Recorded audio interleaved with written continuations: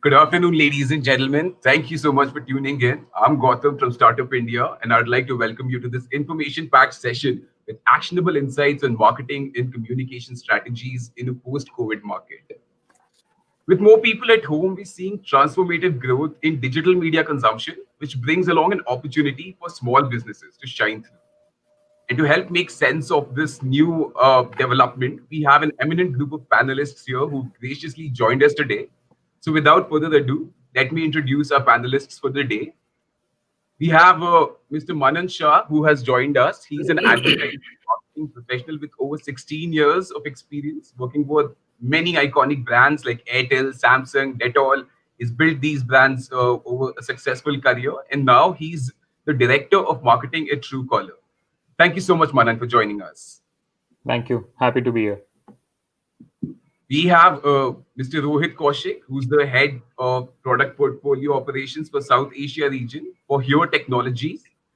He brings over 15 years of experience across product management, product operations, and driving customer success in both B2B as well as B2C segments. He's currently interested in building products in the field of location intelligence with a focus on last mile connectivity. And it'll be very interesting to see how location intelligence can actually be something that can help marketers a lot in this sort of situation. Thank you so much for joining us, Rohit. Pleasure to be here. Thanks.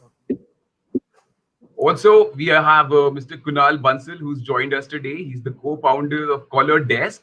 He's a serial entrepreneur with over 10 years of experience in hands-on sales and marketing, customer service.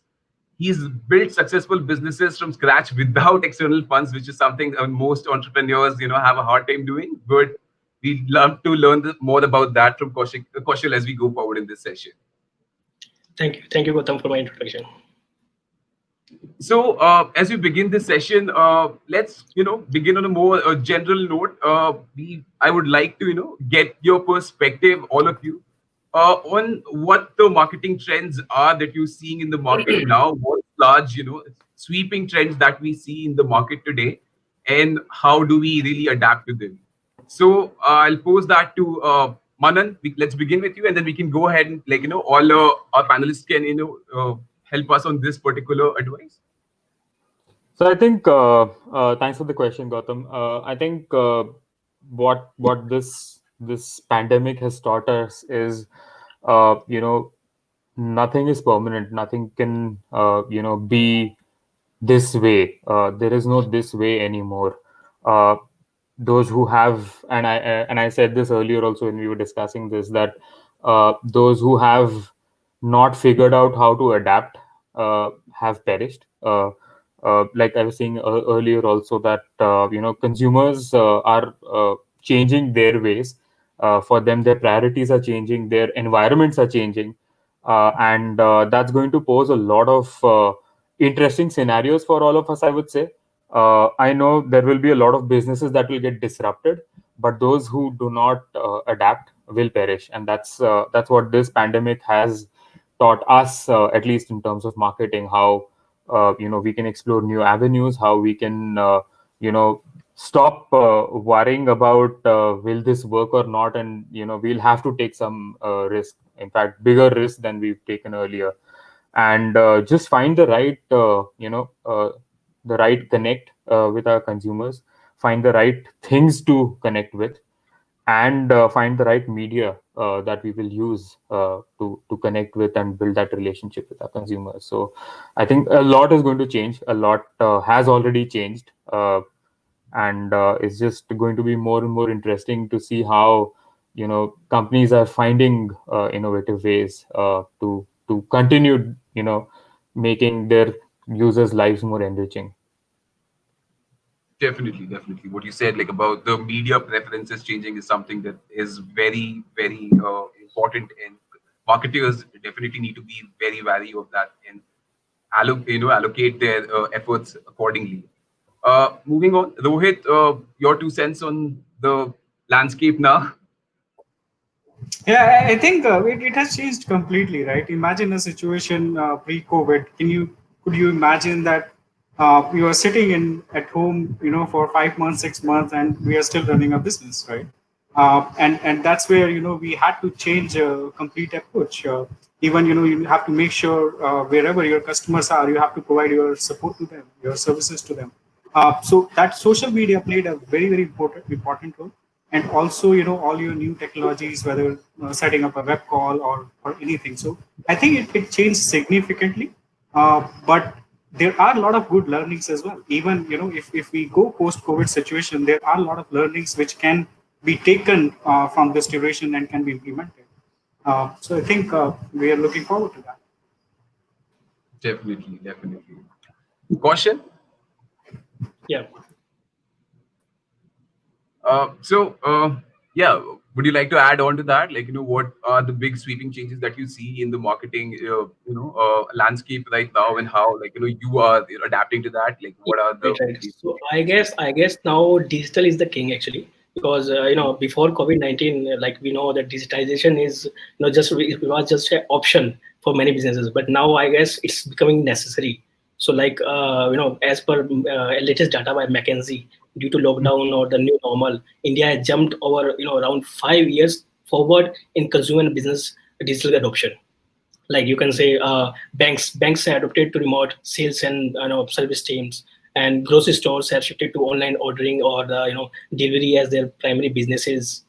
Schools in many areas are 100% using online learning or the digital classrooms, and so many things are there. Like health sector has begun delivering telemedicine or teleconsultations. So I guess digital will be the king actually. that actually, is obviously like the general trend we see now. So, I would actually like to understand from you only how do, like, startups incorporate these, when these sweeping changes have occurred, how do startups incorporate for these? What are the, models, or what are the technologies that they should be looking to integrate in their existing systems right now to make the most of this situation that we have on our hands now? So let me tell you first of all the theory. I guess like before COVID-19, we think that there is only one personal ID. Personal ID in the sense like our PAN card, GST numbers, or the business ID is the GST number, right? And Mhm. recently, government had come up with a new ID, which is a health ID. Like in Independence Day, a few days back, our honorable Prime Minister have come up with a new mission, which is a National Digital Health Mission. In this, every person should have one digital ID for the health ID, where they can save all the health related database or reporting. So similarly, I guess for the businesses now it's time for the digital ID. Digital ID in the sense a digital username and a password, the email ID and password for single for every digital login things. Like for example, for your social media accounts, for your if someone want to visit on your website, so for live, if they want to talk with you as for FAQs or for live chat, so the username password for the single password for the live chat. Or if you want to a video conference software conferencing, then still if you want, then you need an email and password to log in on that platform. So now previously before COVID-19, people are, yes, we are telling that India is a digital oriented company or something like that, but still now 80% of our business are still using a traditional route. But now is the time to go for the digital with a better business communication. Like I can say that, for example, like right now we are using webinar and for our viewers. But that is okay. That is okay for employees, or that is okay for high-end B2B enterprise discussion with the other clients. But what about the customers? Customer will still will call you. Maybe it's 10 calls, 20 calls, 50 calls. But what about if they will call you around 100, 500 in a day? Then that time you need a separate strategy, a digital strategy for your cloud calling product or details, right? So these are the things which are going to change or which are happening right now. Certainly. That's very pertinent question. Rohit, based, on that question, on that note, I would definitely want to like go to you for, this is more relevant today. Like, the fittest will survive right now. Like, and since there is this new change, how does a business become fit enough to survive in these modern times?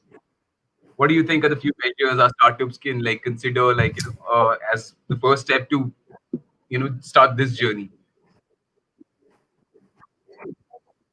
Yeah, well, I think this survival of the fittest phrase will continue to be important at any point in time for businesses, whether it is a Certainly. pre-COVID or post-COVID. But I think I have a couple of thoughts which will definitely be helpful. So one important parameter which we realized as an individual, as a businesses, as everyone is show your humanity, right? If there is one thing this crisis is bringing out, it's humanity at the heart of all the businesses and also individuals. And there are a lot of examples. I received a message from one insurance company that we are holding the EMI for next 2 months because of this coronavirus situation. And look at the the humanity around it. So even so, they are putting the EMI on hold for now for 2 months. But imagine the customer loyalty they are gaining, right? Tomorrow, I will have to think maybe thrice before switching out to any other insurance provider. So that's, I think, one thing which we learned as an individual, as a business. Second is understand your strength and weaknesses as part of your businesses. Be true to yourself, and again build on your strengths. Where you are doing good, which expertise you have, and also realize what are the different weaknesses which you can address in near future. So one of the example I can talk about is that if you think that there are some other companies or businesses are doing something better than you, and this is your weakness area, you can go for building a strategic partnership with them, which will also help those companies to tap into different synergies and best practices amongst each other. Third one is also on the market campaign side. So do not assume that all your pre-COVID marketing campaigns, will be valid during this point in time. You will have to review those market campaigns again. And I can again, I have a lot of examples, but I think one of the thing which I noticed is there was a very famous, campaign around hugging each other pre-COVID situation, and celebrate and share the happiness. And this was very very popular campaign. But if you implement that today, it is probably a disaster, right? While the messaging was right, timing is not right. So it's absolutely you cannot go back and run the same campaign. So I think every business should review all those campaigns, especially marketing side of it, with the time, and then implement those. So I think that's what should be valid. Definitely. That is a very important aspect that you highlighted, building that connect and, ensuring that loyalty or that sort of like, communication with your customer is ensured. Manan, I would love to hear your thoughts on this as well. I mean, I obviously we believe that it is absolutely important for, businesses to connect with their clients, whether in B2B or a B2C segment, whether they're playing. But what other steps do you think businesses can take? Like, how do they ensure that during this time of like remote work, and when you don't actually have these client meetings, which every other week that you used to, nourishing those relationships and keeping those, even in a B2C market, like having a large audience that you need to consistently engage and having that faith in you. How does a business go about doing that in these times now? I think it's affected both sides of the game, and when I say that, I mean whether it's the way we've now resorted to working from home, or trying to reduce the number of people and human interactions that you have, and also on the consumer side, the way the human connect has changed. So, see, marketing communication is all about storytelling, right? And the stories have changed now. The way you treat your people around you, uh, whether it's the maid that has to like completely sanitize herself and get her temperature checked before she enters the society building, or however, to even people, the way they've interacted with businesses now, everything is being home delivered.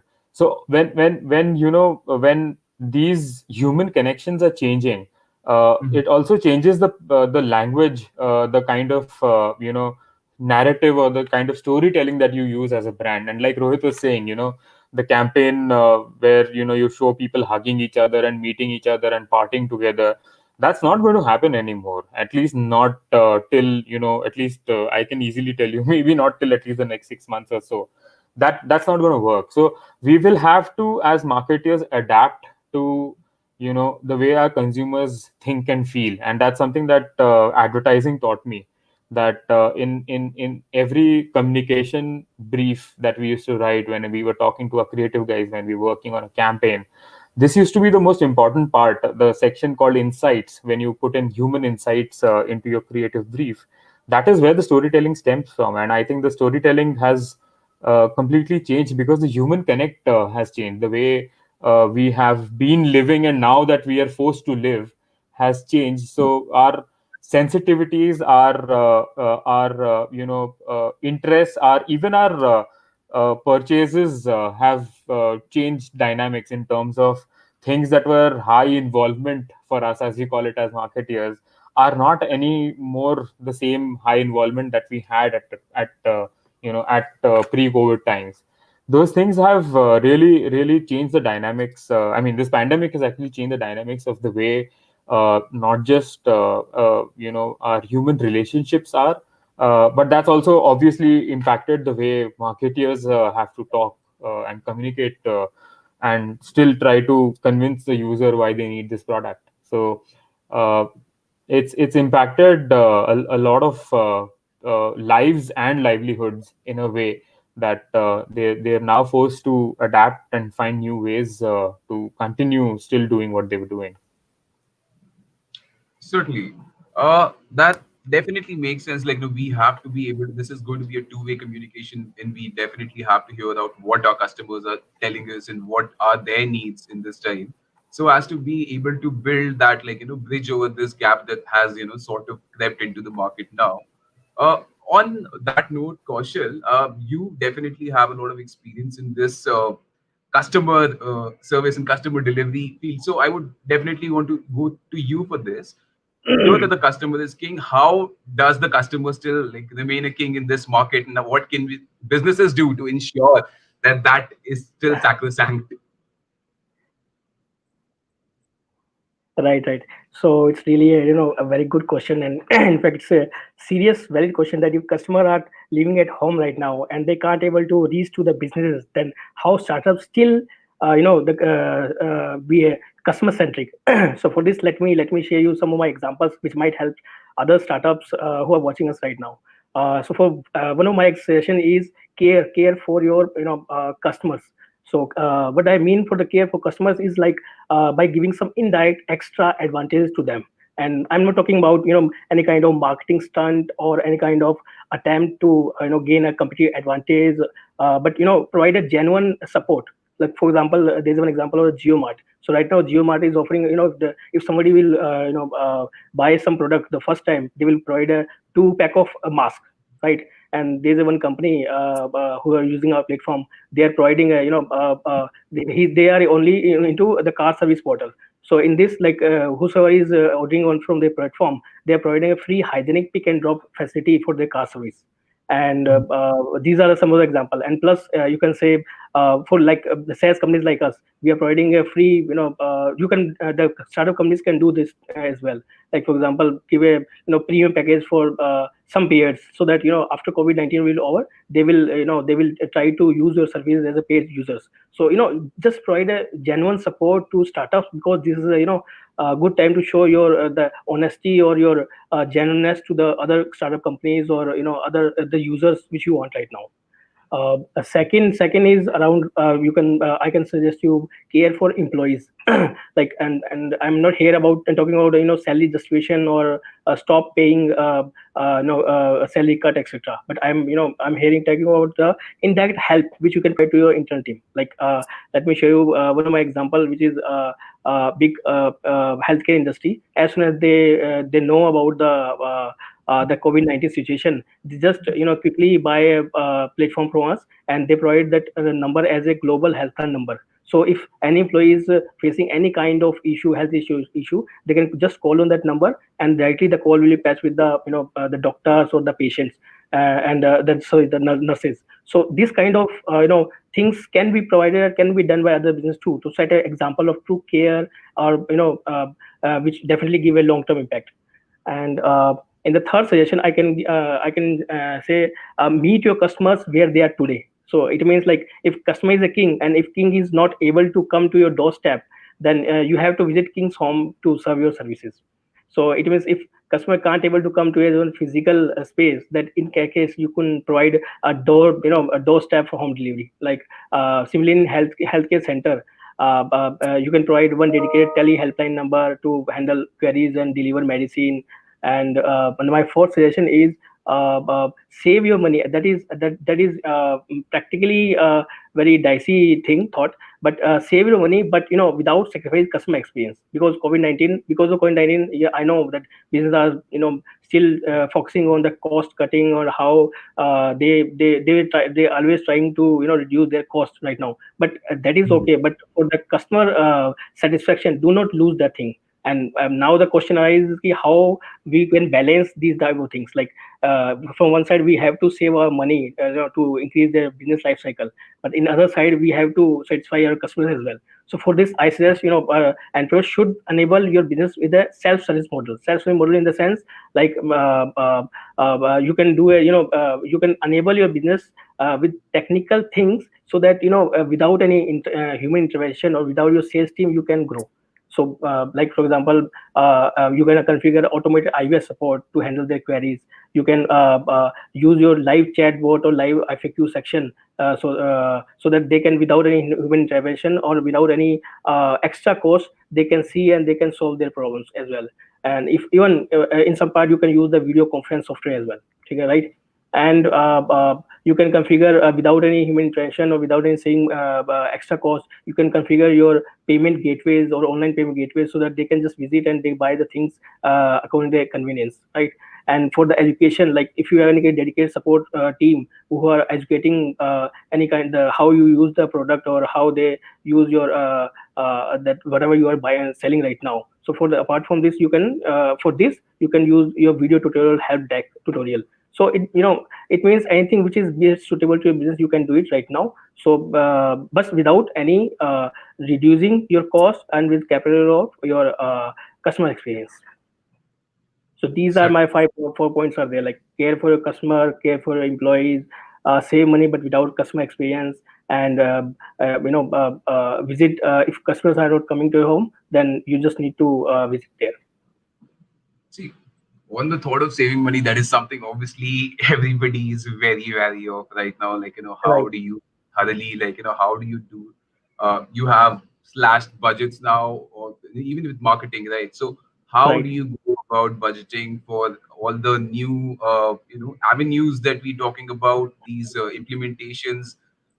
You would definitely want to hear from every one of you as to, in your companies, what are the steps that you've seen or you've undertaken, and what are the other industry good practices that you've seen other other players in the market adopt. So I would open that to Manan. Let's begin with you. I would love to hear on what ideas you would suggest to especially early stage companies to make the most of the marketing budget at a time like this.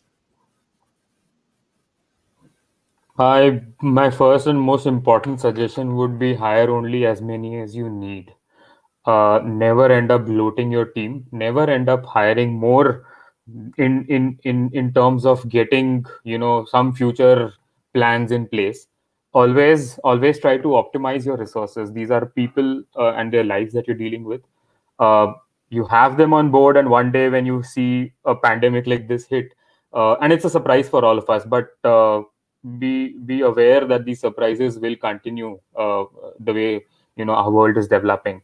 uh, Always. And this is something that I find our company to be very strong with, in terms of hiring only as much as we need. You'll be surprised to know that in spite of the fact that we have global presence, we are only 240 employees across the world who run Truecaller. That's And which really is, surprising. I am quite surprised. That was not a number yeah, I was expecting, Manan, with a company. 240 employees across the world, out of which 130 sit out of India. That's the Oh, employee strength that we have, and that is what has kept us nimble, agile, and also adaptable. Whenever we have, ventured into different areas, only those people that we need, we've hired. We've tried to pool resources wherever required. We've tried to optimize budgets wherever required. Thankfully, we've been in a place where word of mouth has helped us gain millions of customers. users rather. But at the same time, we've seen significant growth on our advertising inventory, where advertisers, some of the biggest brands that you can think of, advertise on our platform. It's about creating a solution to a problem that you yourself are facing today, and that's how our company also started. Our founders were facing this issue that they could not identify who was calling them. I'm sure a lot of people would have thought of it, but they actually did something about it. uh, they created this, and I think that is going to be even more important going forward. And that's my first and most important advice, like I said, is to hire only all you need. And second, look for solutions to problems that you yourself are facing. Don't try to build things that are good to have, but try to build things that are must have, things that can make your life more safe and more efficient. That's been our motto, and I believe that should be the way things will go, as the situation develops. And what I mean by that is buying something safe for me? Is it going to expose me or my family to unnecessary risk? And I don't mean risk in terms of catching an infection, but also financial risk. Uh, and is something going that I buy going to make my life more efficient, make my working more efficient? Something as simple as I never thought I will need an ergonomic chair in my house. Today I have to buy one. It's making my life more efficient. It is increasing, probably a little, helping my posture be a little better than I had. But these are little things that I think there's a lot of, and see, the opportunity is there. It's not like people have stopped spending completely. You will find things that will be more relevant today than they were yesterday. Sanitizers, never really imagined that they would sell so much as they're selling today. We used to see pocket size sanitizers. Now we are seeing 30-liter cans. So that was never something that businesses imagined, but it is, like I said, about adapting or be left behind as a dinosaur. Certainly, one, and also on that note, I think since there has been this, dramatic shift in like where advertisers are now going to have to focus, I would love to hear your thoughts on that as well. As to, especially in the case of a young company, the marketing budgets aren't as high. They're unable to maybe look at avenues like out of home advertising or transit advertising. Like we had a conversation earlier about that. Yeah. So I think that brings an opportunity for startups and companies to really be able to reach out to customers with increased digital growth, which is actually transformative with looking at how much the number has grown. So would love to hear your thoughts on what should be the idea behind that for companies when they're looking at reaching out to a new customer base or appealing to the existing customer base as well, like constantly engaging them. I would definitely put all my money on mobile, not even on digital in general, not television, print, any of that. I know we've all of them have suffered, and I have a lot of friends, and they're going to hate me for saying this, but I'll put all my money on mobile marketing. A, it is measurable. B, it is targetable. Precision targeting is something that's very, very possible on mobile. Uh, and C, it is more efficient and cost effective than any of these other mediums. And it's not some new rocket science that I'm telling. I'm sure most of us would be aware of this, but it's going to be even more important in terms of if you have $100 to spend, I would say put 90 bucks on mobile, and don't try to splurge anywhere else. Make sure that like you were saying, OH and transit media, like we were discussing earlier, they've seen the worst brunt. They face the worst brunt in all of this situation, and I feel really bad for them. But honestly, that looks like the way the world is going to be. It's we're going to start living in a home delivery economy, if I call it that, because today we want everything in the safety of our own cocoon, and rightly so. It's about how businesses are going to adapt to provide me that.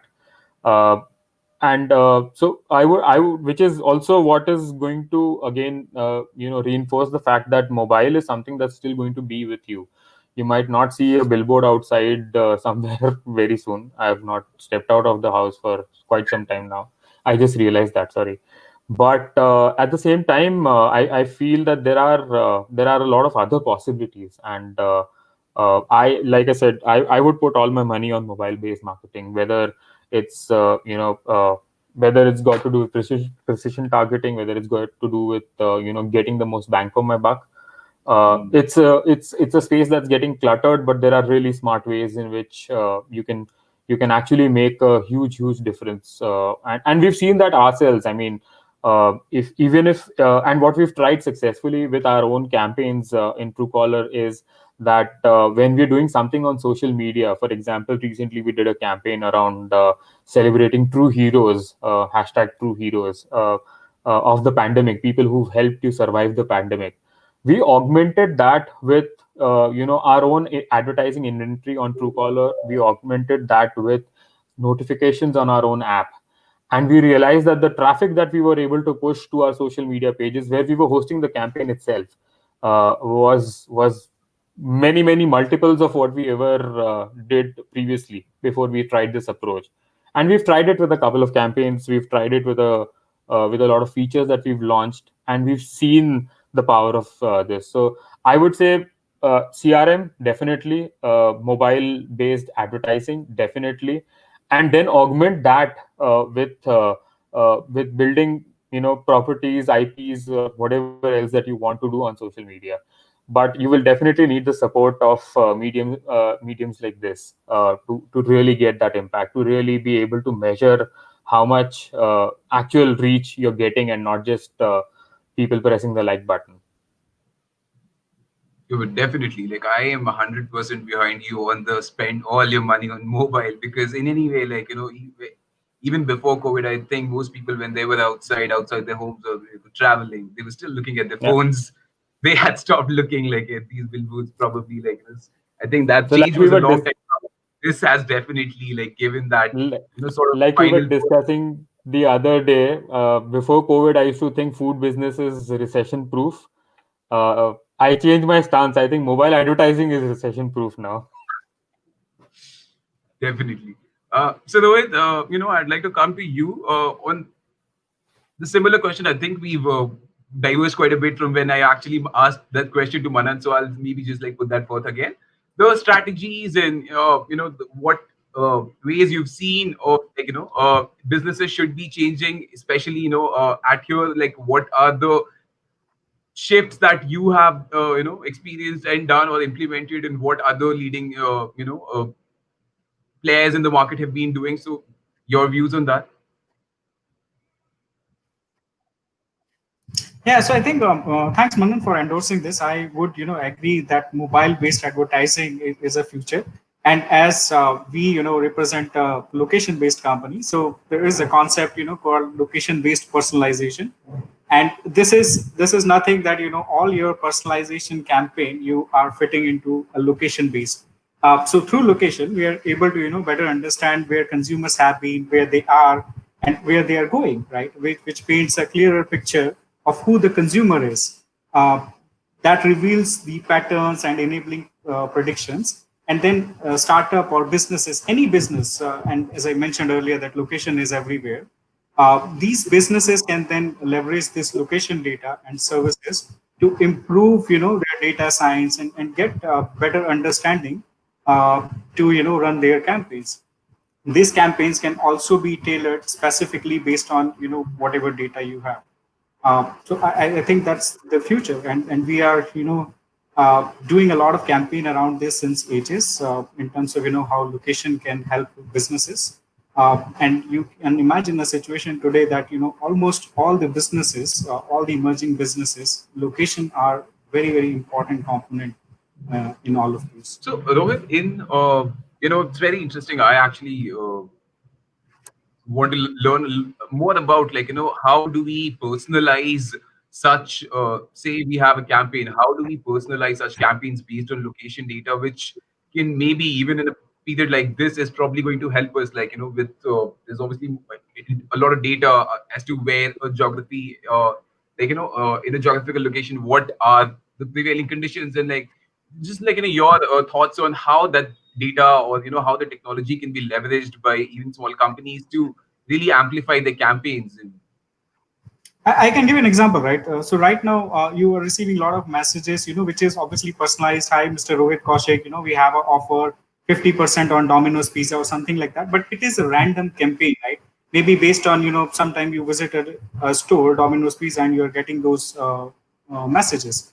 But if you use a location component, right, you can also measure the footfalls, and also you can geocode. It's basically geofencing. So, for example, in a shopping mall, right, if you are entering in a shopping mall and there is already a data available with any brand, like whether is it a Starbucks coffee or Shoprix or whatever, they can there are a lot of automated machine learning algorithms are available, which tells you that this person uh, like visits Starbucks coffee 15 times in a month, right? Or just an example, right? Or this guy only shoppings in Shopper Stop. So when you are in that particular vicinity, they can pop up, or they can give you messages that while you are 200 meters away from our store, we have some campaign running on for our loyal customers, like 20% off or 30% off. So this way you can customize your campaigns, and it will be very targeted, plus it will also give you a result. So these are some of the examples that a few businesses are already implementing that, but I can tell you that will be the future. In fact, just wanted to add to what Rohit was saying, Gautam. We've seen something very interesting. Like for many years, we used to see that when you do a banner ad or any sort of campaign, uh, the call to action would be visit our website, right? And that's where the inertia sets in. What we've done very smartly, and what we've seen advertisers also asking is, can because I'm on the mobile, can I do more with the call to action? So recently there was this campaign that I think I'm not going to mention brand names here, but a very famous jewelry chain did on our platform, where when you tap on the banner, it was an Akshay Tritiya campaign, because then that's the day when you buy gold as an auspicious thing, right? On that day, when you tap on the banner, it actually opens your Maps app, whichever is the default map app, and it shows you the nearest store near wherever you are. Based on your location, it shows you the store closest to you, because you're not going to buy gold online. You're seeing the ad on the mobile, but you're going to go physically visit a store, select a design or whatever you want to buy. They show you the store itself. They show you how far the store is, and obviously then the maps shows its own integrations in terms of traffic and how long will it take to reach and all of that stuff, right? And that's a very smart way to do it, instead of visit my website and read through all the mumbo jumbo and then decide whether you want to buy. And that's what mobile does, and that's what augmented services on top of mobile, like location services, like we've done something very simple, wherein to remove that complete inertia of exposing your campaign to a viewer, and then later deciding that they remember the brand name, they remember what the offering was, and then going and buying it. What we've started doing and what we offer is that, and this is something that we've seen a lot of businesses, a lot of startups asking us to do this, that instead of because we're also a communication app, when they advertise, they also have the option to tap that banner. If I'm interested in something, I tap on I'm interested, it automatically takes you to the dialer and dials the call center number, or whatever is your call to action over there. And that is something that mobile as a device can give you the power, not a desktop, not a laptop, but a mobile can give you that power. And I think that is what we should learn to harness. It's not about just showing the ad and creating interest, but advertising is supposed to be responsible for a lot more today. And the more the more juice I can extract from the money that I'm spending is still going to continue to be the quest we'll all be on. definitely, Manan. In fact, And we also have live example, Gautam. So you see the Arogya Setu, right, which app right now is for Corona. It is so effective, right? It tells you that whether you are safe or not, how many people having symptoms or something. It is purely based on mobile and location. If you don't have those mobile based or location based services, it I'm sure that app was never exist. certainly. In fact, I was just saying, it's the amount of personalization that can be done using these data points. Like I've seen some ads which are based on the weather conditions of where I am right now. Like if it's too hot, probably like Swiggy is going to, or I'm not going to say any names, but any food delivery app might try to sell me some ice creams or like beverages when it's hotter in the location I am in, and that'll be more targeted. And I definitely I think it's also useful for the customer in places like where the ad is so contextual that it actually serves a purpose, like something that they actually need. So I think that is the next frontier, and let's see how far we've already come a long way, but let's see how far we go in the next 5 6 years now. Kaushal, anything that you wanted to add to this conversation? Yes, yes. I want to add, Mr. Manan, like he said about the auto dialer, right? So one of our clients is from the banking sector, and previously, like in every year for the renewal, they need to contact, the customer care center should contact with the customers to to request them to renew your services. But right now, because of COVID-19, offices are closed last time, and even right now it's partially open, but still, agents are or the customer support team are facing some threats or kind of mixed feeling that they should visit the office space or not. So they visit our website and they discuss with us, and we have provided one auto dialer facility to them, so that they just upload the database and broadcast to their all the renewal clients. And once they will pick the call, they will hear the voice that, okay, if you want to renew with XXX, press one, and if you don't, then press two. And then after, if they will press the press key, then the call will divert to the agent, which are sitting at home and with their headphone or with the mobile number. And if they press two, then automatically the, like Mr. Manan said about the mobile SMS, right? So the similarly they will receive the message, okay, thanks for contacting, and if you need any help, please let us know. So these kind of things, the demands are changing, and the voice and the SMS and the mobile, they definitely increase the boost. And like in a survey by Webex, the VoIP app, the first in the March month, only in 11 days, the total combined 5.5 billion of minutes consumed in conference call, which is aggregated of around 10,500 years. So technology is changing, and now business commission is the king. Even so far in the COVID-19, only communication is the only parameter or the tool which is through which business are live right now, or they are struggling with their how they develop their businesses. Certainly. Thank you so much, Kaushal. Uh, Moving on, I actually, all this discussion about like the various touch points where we can actually personalize this sort of communication to our customers.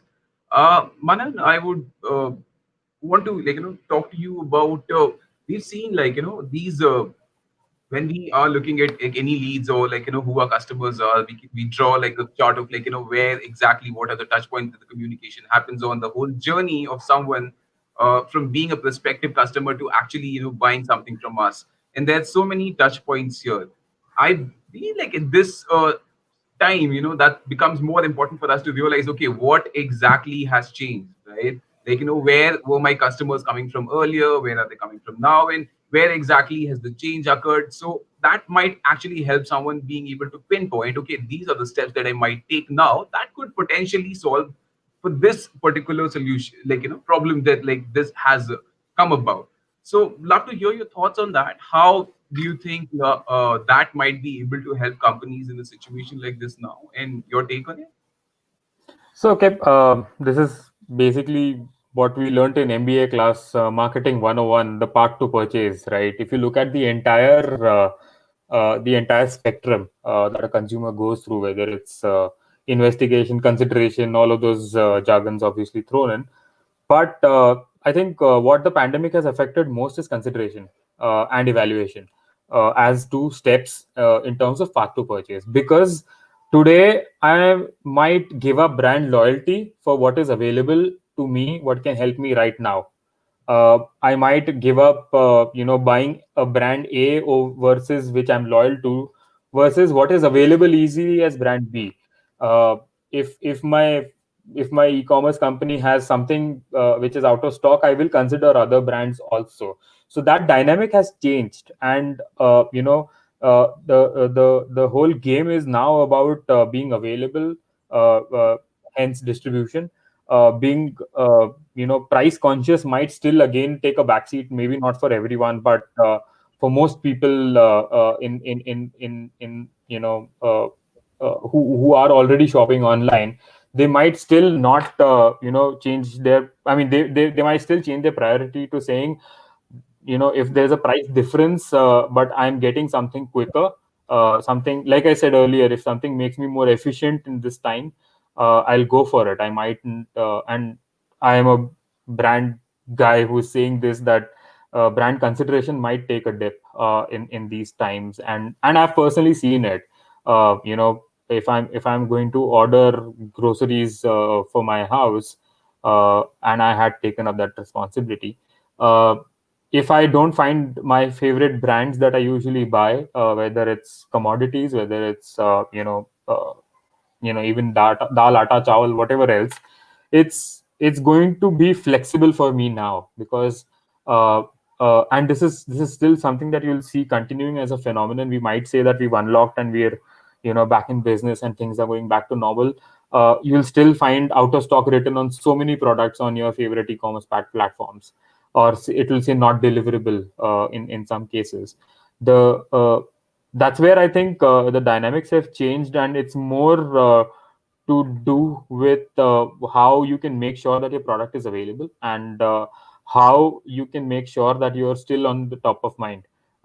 As far as not just controlling the pricing, it's not going to be so much important to have discounted offers as much as it is going to be available to your consumers, to be able to reach your consumers. Like Kaushal was saying, I have to be where my consumer is, and that dynamic has changed. Gone are the days when, you know while on your way back home in the evening, please pick up this. That's changed. That's changed the behavior. That's changed a lot of dynamics. And the fact that we've been at home, yes, I've heard of the phenomenon, and I've seen some people do revenge shopping also, but that's still going to be a very small niche. There are still going to be people who will whose priorities have basically changed from uh, which is the cheaper alternative to which is the one that is available to me, and when is it going to reach me. So I think the focus is shifting to other parameters of evaluation than just pricing. And I think that upsets the entire the path, as we call it, because when at the beginning itself the consideration and evaluation are changing, your entire dynamics change. I'll be happy to pay $10 more for something that gets delivered home, and I don't have to worry about it beyond a point. Like, I can just order it and I can go back to doing my work. uh, and the dynamics have also changed. Now that I've mentioned work, this is going to be something that a lot of people relate to.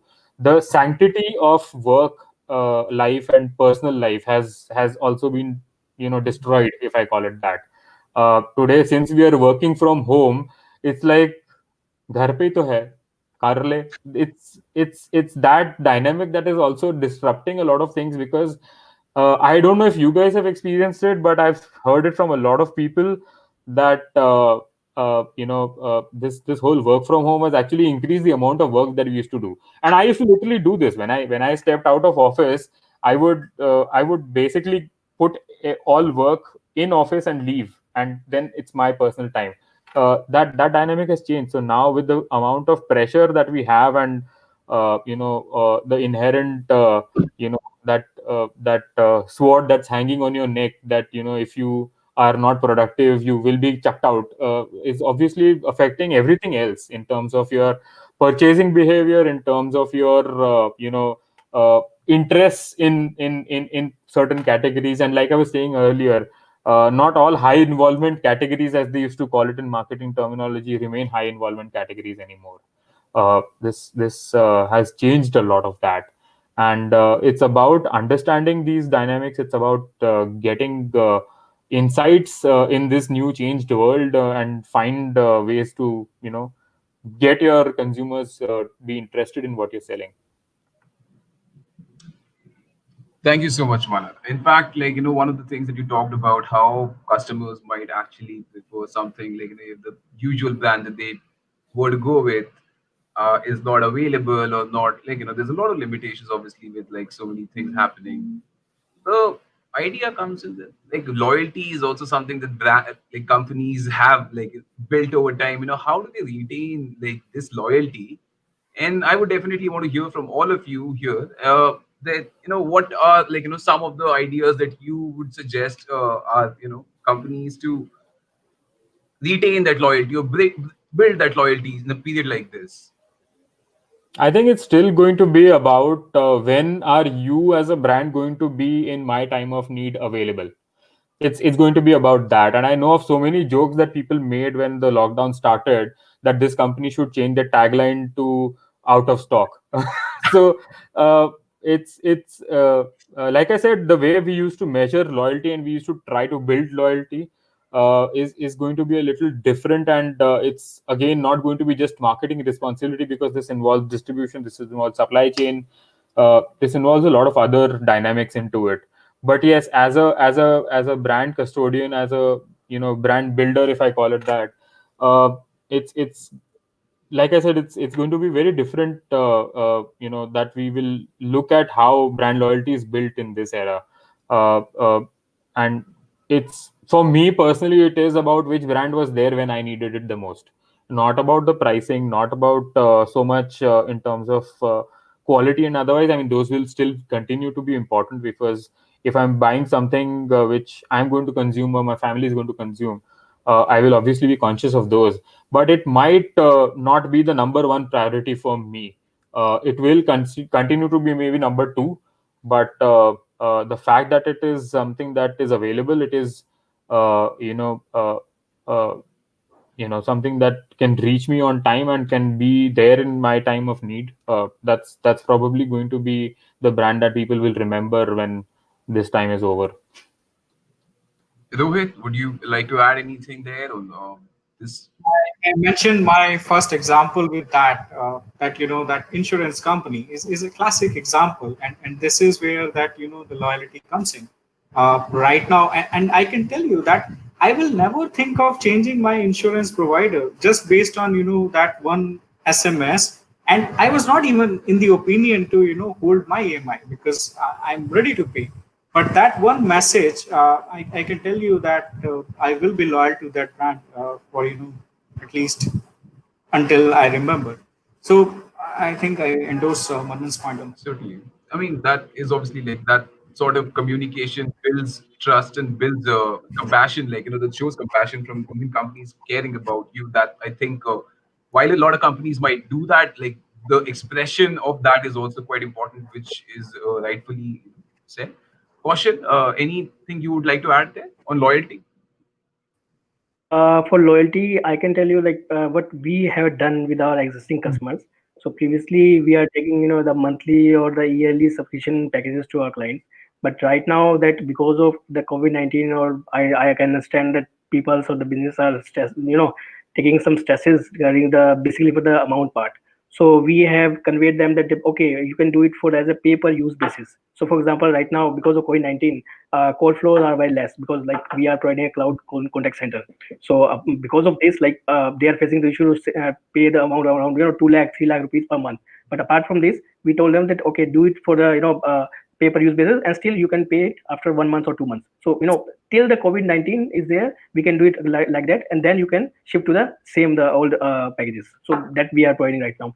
Plus, like people already know that for the resource partners that we are providing around 6 months of the premium package as a free. So if any startup companies are coming to our website and they are talking about the bargain about the product, so even we are helping them. Then please do not take from us. Then go for the startup website and buy it from there, and we will provide you for limited time. Once the COVID-19 will over, then you can we'll charge you for a pay packages. So that is what we are doing right now actually. That's quite some strategy there. The only thing I see is how would we know that COVID-19 is over? That is something that's like a question that's hard to answer. Expecting it till December or we will get some vaccine. So that's just hope Yeah. actually. Yeah.